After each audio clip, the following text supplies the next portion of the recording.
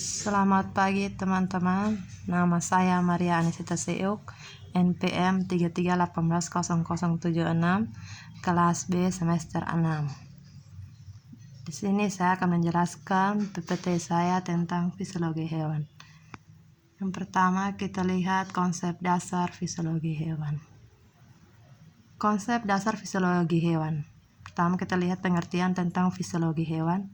Fisiologi hewan adalah ilmu yang mempelajari fungsi normal tubuh dan berbagai gejala yang ada pada sistem hidup, serta pengaturan atas segala fungsi dalam sistem tersebut, atau dengan kata lain yaitu ilmu yang mempelajari fungsi, mekanisme, dan cara kerja organ. Struktur dan fungsi hewan. Struktur dan fungsi hewan memiliki hubungan yang sangat erat. Keduanya merupakan satu kesatuan yang tidak dapat dipisahkan. Pertama, kita lihat organ dan sistem organ. Organ adalah kumpulan beberapa jaringan untuk melaksanakan fungsi tertentu dalam tubuh.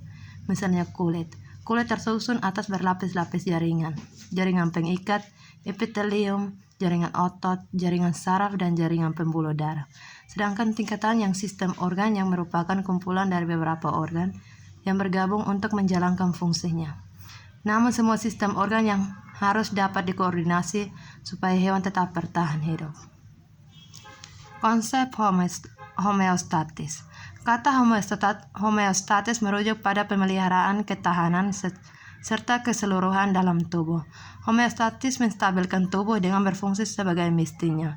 Proses homeostatis sangat penting untuk kelangsungan hidup setiap sistem sel, jaringan, dan tubuh. Sistem peredaran darah. Yang pertama kita lihat ikan atau Pisces. Pisces adalah semua jenis ikan baik air laut atau air tawar yang melakukan pernapasan dengan insang. Mekanisme peredaran Pisces yaitu yang ada di serambi dialirkan ke bilik, lalu dari bilik masuk ke dalam insang melalui pembuluh nadi insang. Kemudian pada insang karbon dioksida akan dibuang dan diganti dengan oksigen selanjutnya darah dari insang akan melewati aorta, dan aorta akan membawa darah kaya akan oksigen dan sari makanan ke seluruh tubuh ikan. Setelah itu darah akan menuju serambi dan akan terjadi terus-menerus. Berikut sistem peredaran darah amfibi. Amfibi berbeda dengan Pisces, yaitu amfibi dapat hidup di dua tempat atau alam, yakni di darat dan di air, misalnya katak atau kodok. Katak atau kodok mempunyai darah yang terdapat pada sel-sel darah, dan cairan plasma sel-sel darah tersebut mempunyai inti yang berbentuk pipi dan membulat memanjang. Sel-sel darah pada katak juga mengandung hemoglobin yang berperan dalam mengikat oksigen dari udara katak, juga mempunyai sel darah putih dengan bentuk amoeboid.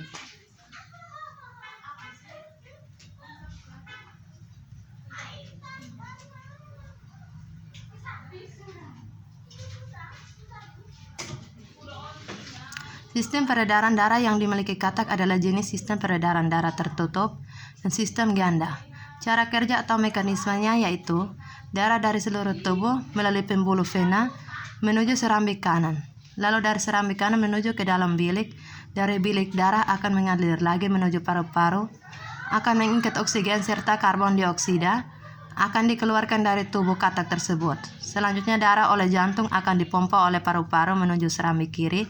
Dari serambi kiri menuju lagi ke bilik, dan dari bilik darah akan dibawa oleh pembuluh arteri untuk disebarkan ke seluruh tubuh katak.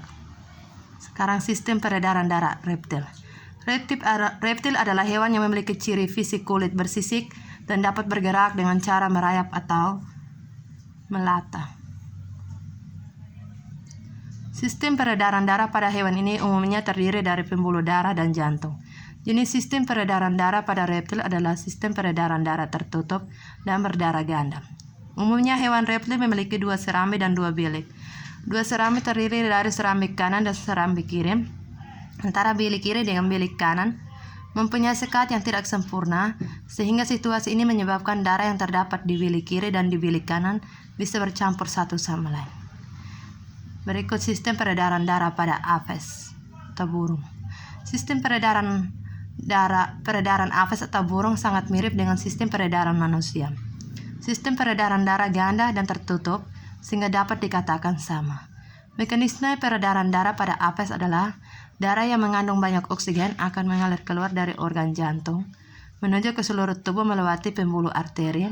Kemudian darah akan berganti menjadi karbon dioksida dan dibawa oleh pembuluh vena masuk ke dalam serabik kanan, lalu darah diteruskan ke bilik kanan dan dipompa menuju organ paru-paru. Sementara di dalam paru terjadi pergantian gas dari karbon dioksida menjadi oksigen. Proses selanjutnya darah yang kaya akan oksigen dan sari makanan akan dialirkan ke serabik kiri, kemudian ke bilik kiri dan keluar dari jantung masuk ke pembuluh arteri. Berikut sistem peredaran mamalia. Contohnya manusia. Sistem peredaran pada manusia dapat dibagi menjadi dua bagian, yaitu peredaran darah paru-paru atau pulmonari atau peredaran darah kecil, dan sistem peredaran darah sistemik, peredaran darah besar. Karena dua sistem peredaran darah ini, sistem peredaran pada manusia disebut sistem peredaran darah ganda.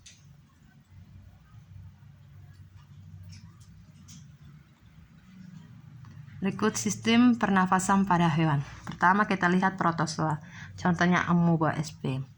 Hewan yang tergantung dalam kelompok hewan bersel satu ini belum memiliki organ pernapasan di dalam tubuh mereka, sehingga proses respirasi hewan bersel satu ini mengandalkan keluar masuknya udara melalui membran sel di kulit mereka. Biasanya sistem pernapasannya mengandalkan keluar masuknya udara secara difusi, di mana ketika hewan bersel satu bernapas, konsentrasi oksigen di dalam sel semakin berkurang, sementara konsentrasi sisa metabolismenya berupa karbon dioksida justru akan semakin meningkat. Berikut insekta.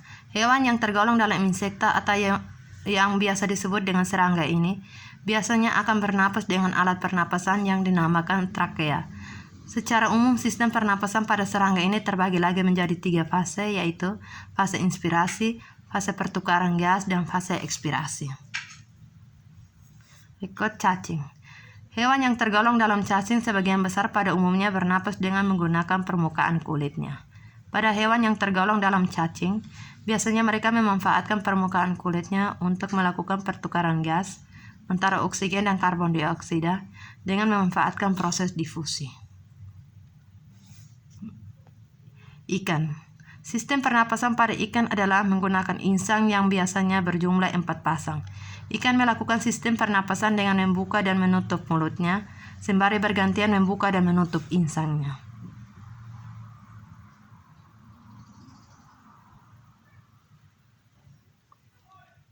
Berikut amfibi.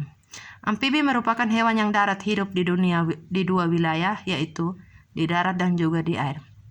Maka tidak heran jika sistem pernapasan pada hewan amfibi bisa berupa paru-paru, kulit maupun insang. Contohnya adalah katak. Pada saat katak masih berudu larva, maka katak akan bernapas dengan menggunakan insang luar. Sedangkan ketika katak masih berudu, maka akan bernapas dengan menggunakan insang dalam. Sehingga ketika telah tumbuh menjadi dewasa, katak akan bernapas dengan paru-paru dan kulit.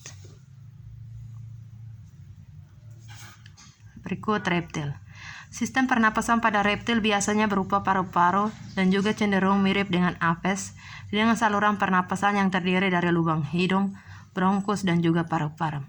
Secara umum sebenarnya, proses respirasi dari hewan reptil ketika melakukan fase inspirasi dan ekspirasi sungguhlah identik dengan proses pernapasan yang terjadi pada hewan mamalia.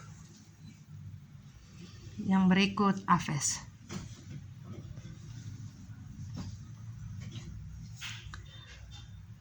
Aphes atau burung. Hewan yang termasuk ke dalam spesies Aphes ini diantaranya adalah hewan unggas, semacam berbagai jenis burung. Secara umum hewan Aphes memiliki alat pernapasan yang terdiri dari 2 pasang lubang hidung, trakea atau yang biasa juga disebut batang tenggorokan, faring yang akan menghubungkan rongga mulut dengan trakea, sepasang paru-paru yang dihubungkan dengan pundi-pundi udara. Berikut mamalia. Secara umum proses pernapasan hewan mamalia ini sama persis dengan manusia, di mana melalui rongga hidung, faring, trakea, bronkus hingga paru-paru. Pernapasan pada mamalia, contohnya pada manusia, dibagi menjadi 2, yaitu pernapasan dada dan pernapasan perut. Yang berikut kita lihat termoregulasi. Termoregulasi adalah pengaturan suhu tubuh pada hewan. Ektoter adalah hewan yang panas tubuhnya berasal dari lingkungan, menyerap panas lingkungan. Endoter hewan yang panas tubuhnya berasal dari hasil metabolisme.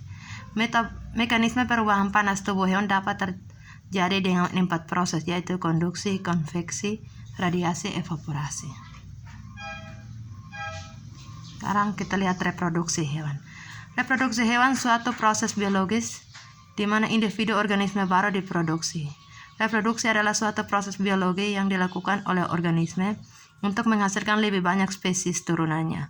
Cara reproduksi dibagi menjadi 2, yaitu reproduksi seksual dan reproduksi aseksual. Pertama kita lihat reproduksi seksual. Reproduksi seksual yaitu reproduksi hewan secara seksual melibatkan organ kelamin jantan dan betina yang ditandai dengan peristiwa pembuahan atau fertilisasi. Pembuahan bisa terjadi di luar ataupun di dalam tubuh sesuai karakteristik spesies. Fertilisasi hewan terbagi menjadi 2 jenis berdasarkan tempat terjadinya, yaitu fertilisasi eksternal dan fertilisasi internal.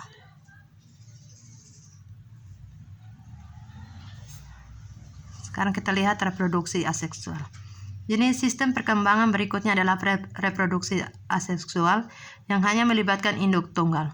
Bahkan bisa dikatakan pula reproduksi aseksual menghasilkan individu baru tanpa adanya pelebaran sel kelamin jantan dan sel kelamin betina. Umumnya proses reproduksi satu ini terjadi pada hewan tak bertulang belakang atau invertebrata dan sebagian kecil hewan bertulang belakang atau vertebrata. Ada 3 perkembangbiakan hewan secara vegetatif, yaitu fragmentasi, budding atau tunas atau gamule, dan pembelahan sel. Pertama kita lihat tentang fragmentasi. Fragmentasi yaitu pemisahan salah satu bagian tubuh yang kemudian dapat tumbuh dan berkembang menjadi individu baru. Fragmentasi merupakan pemisahan sebagian sel dari suatu koloni yang selanjutnya membentuk sel koloni baru. Hal ini terjadi pada fosfos yang merupakan salah satu spesies ganggang hijau yang berbentuk koloni. Berikut kita lihat budding, tunas atau gamule. Budding, tunas, gamule yaitu pembentukan tonjolan pada salah satu bagian tubuh hewan dan berkembang menjadi individu baru. Pembelahan sel. Pembelahan sel yaitu individu terbelah menjadi 2 bagian yang sama. Fisi yaitu pembelahan sel pada sel induk dan hasilnya akan berkembang menjadi individu baru. Pembelahan sel dibedakan menjadi 2, yaitu pembelahan biner dan pembelahan multipen.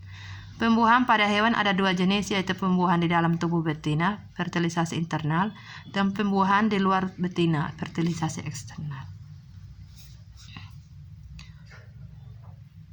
Pembuahan menghasilkan sel. Sel kelamin jantan atau sperma dihasilkan oleh testis, sel kelamin betina ovum, sel telur dihasilkan oleh ovarium atau indung telur. Setelah terjadi fertilisasi, akan terbentuk zigot yang kemudian berkembang menjadi embrio.